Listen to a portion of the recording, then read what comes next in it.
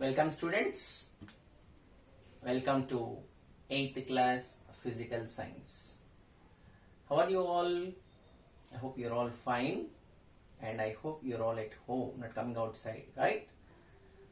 As the situation is not good, it's better to stay at home. Okay, now since so many days we are missing classes. That is why now here we have a class. Let us see the first class of your 8th class Physical Science syllabus. The first lesson is force. You might have heard this word, right? No wonder there will be nothing done without force.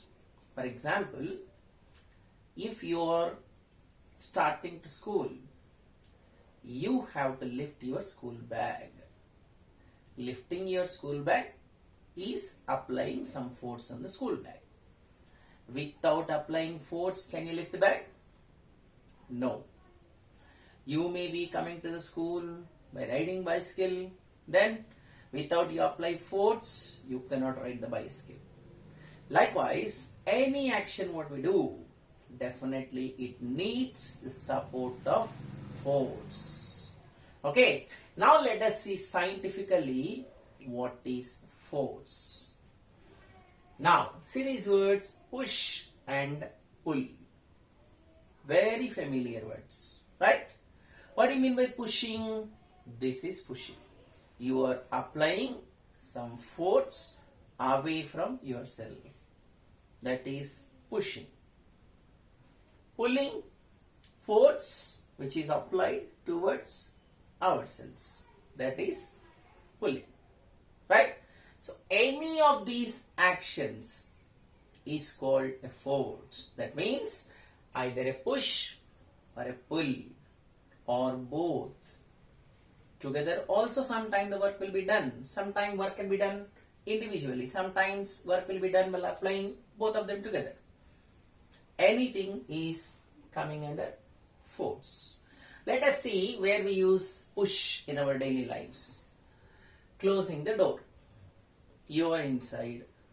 Okay, at the time of sleeping in the night or if the heavy wind is blowing, if it is too hot, what we do? We generally close the door. Closing door is pushing the door.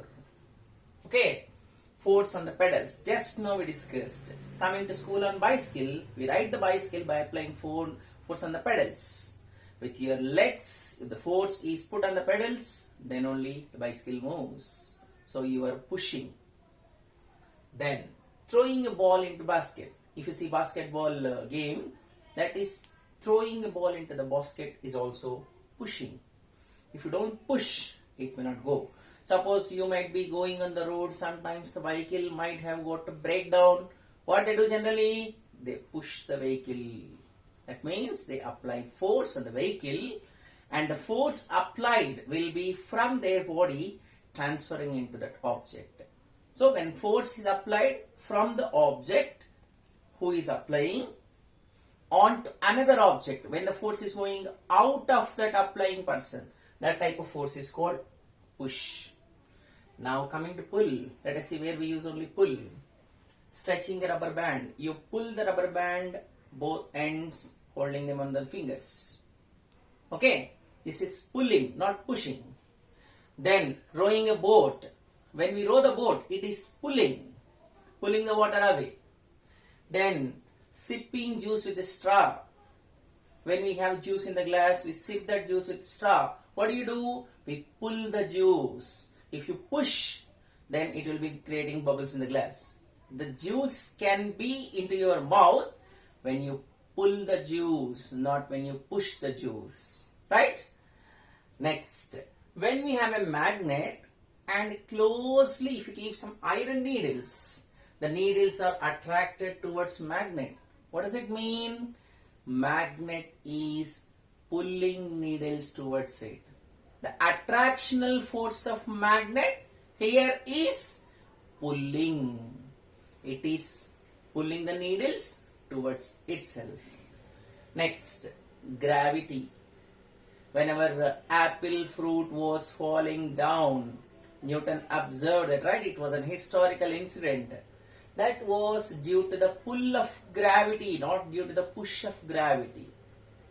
Earth gravity is pulling the apple down. That was a conclusion from Newton. In fact, one more additional point I would like to add here. Recently it was published in the paper also. This great incident of apple fruit experience of Newton was also happened like this during a pandemic quarantine time. See the coincidence. Okay.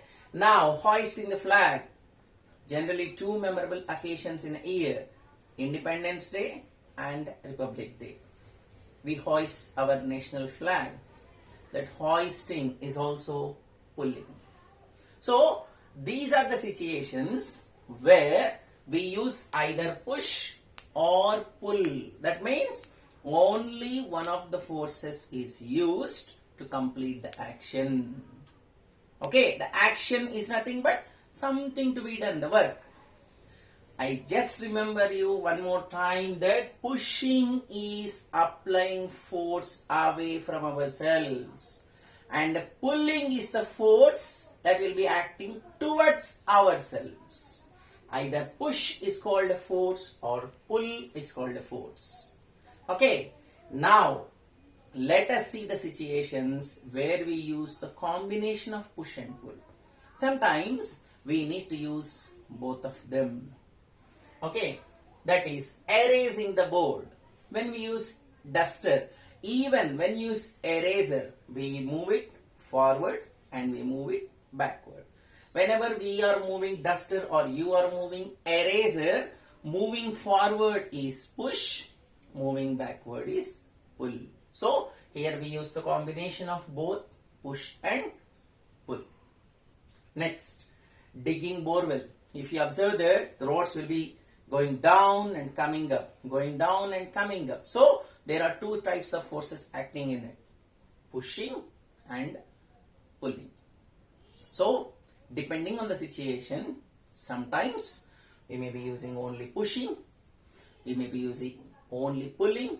Sometimes it's required, sometimes it becomes must to use both push and pull combination together. Then only the work will be completed. This is force where we generally see. Okay, now I hope you are listening, right? You have activity 1 in the textbook.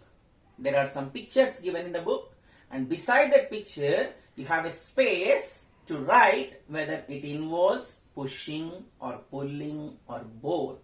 Some of them are already covered on the board, and to this, what you can do is, you can get some examples or you can write some examples where we use only push or where we use only pull or where we use both of them. Okay, now let us tune to the next topic. Types of force. Broadly, the force is divided into two categories. Either it's a contact force or it's a field force. Field force is also called non-contact force. Contact, touch. Force and object will be in touch with each other. Non-contact, force will be acting on the object, but there is no physical contact between them. That kind of force is called field force. Okay, now let us see examples for contact force. Friction. When you are lighting a matchstick, there will be friction between the tip of the matchstick and the portion on the matchbox, the strip. It's friction. Then brushing the teeth. Then gravity.